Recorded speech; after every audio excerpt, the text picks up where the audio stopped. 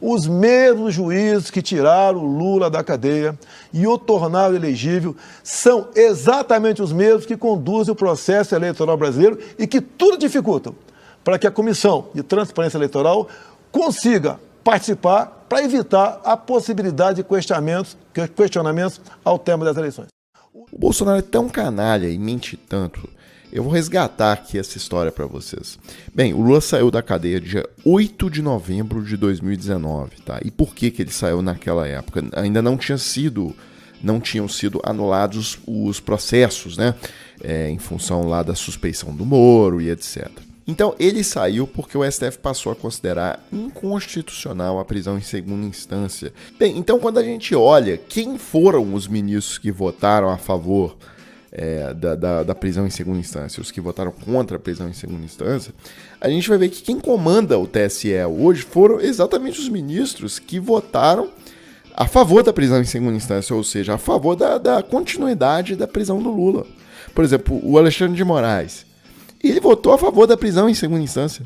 Por ele, o Lula tinha ficado preso lá. Então tá aqui no site do STF, ficaram vencidos os ministros Alexandre de Moraes, Edson Fachin, Luiz Roberto Barroso, olha só, Luiz Fux e Carmen Lúcia, que entendiam que a execução da pena após a condenação em segunda instância não viola o princípio da presunção de inocência. E aí a gente olha aqui quem que são os ministros que estão na composição atual do TSE. Então o presidente é o Alexandre de Moraes, que votou pela manutenção da prisão do Lula. Aí realmente, fazendo justiça ao Bozo aqui, existe um ministro, que votou a favor da soltura do Lula, né? Que é o Lewandowski. E ele tá lá como vice-presidente do TSE. Aí tudo bem, o Bozo, então, a afirmação do Bozo vale para um ministro. Agora, a Carmen Lúcia, que votou pela manutenção da prisão do Lula, tá aqui também, no TSE.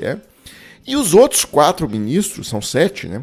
Os outros 4, 2 são do Superior Tribunal de Justiça, ou seja, não são do STE, do STJ. Eles não têm nada a ver com a questão da soltura do Lula. E os outros 2 são os seus chamados ministros juristas, né? Que são indicados pelo presidente da República. O Sérgio Silveira Banhos e o Carlos Robac foram indicados pelo Bolsonaro. Então esse canalha, né, ele foi lá na Record ontem e já deu a nota do que ele vai fazer daqui pra frente. É golpe, ele vai apostar 100% na questão do golpe. Eu até li pra vocês ontem aqui, né, o que ele disse. Quando perguntado se ele ia aceitar o resultado das eleições, ele disse assim, eu vou esperar o resultado. Nas ruas, eu nunca vi um candidato que tem 45% das intenções de voto sem poder sair às ruas, sem poder se dirigir ao público. O que é democracia é a vontade da população. A gente não está vendo a vontade da população expressa nos institutos de pesquisa, em especial Datafolha, e muito menos dentro do TSE. E, assim, ignorando completamente o fato de que o Lula arrasta multidões, né, nas ruas. A gente mostra os vídeos aqui todos os dias, mas enfim, eu não vou nem... o negócio dele é golpe, e criar uma desculpinha qualquer, e por mais fajuta que seja. Olha, uma mulher grávida foi espancada por 2 bolsonaristas panfletando hoje em São Gonçalo, no Rio de Janeiro. Então a violência política continua. Bem, teve um vídeo também que viralizou aí nas redes, um patrão coagindo os funcionários para votar no Bolsonaro, na fábrica da empresa Imetame, no Espírito Santo. São as famílias, assuntos absurdos com relação a quem empreende, a quem tem a coragem, como nós temos, de fazer um corpo, de estar aqui, né, investindo sempre para gerar emprego. Quando você vê pessoas falando, né, coisas negativas de quem faz realmente esse país ir para frente, e você ainda tem coragem de votar nessas pessoas, no futuro você não vai poder reclamar. Um dia que você não tiver emprego, você não vai poder reclamar. Porque você escolheu. Você escolheu. Bem, o Ministério Público do Trabalho já está em cima desse caso, está investigando aí a empresa.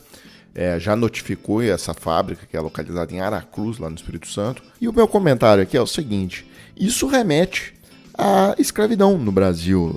O Brasil foi o último país do mundo ocidental a abolir a escravidão.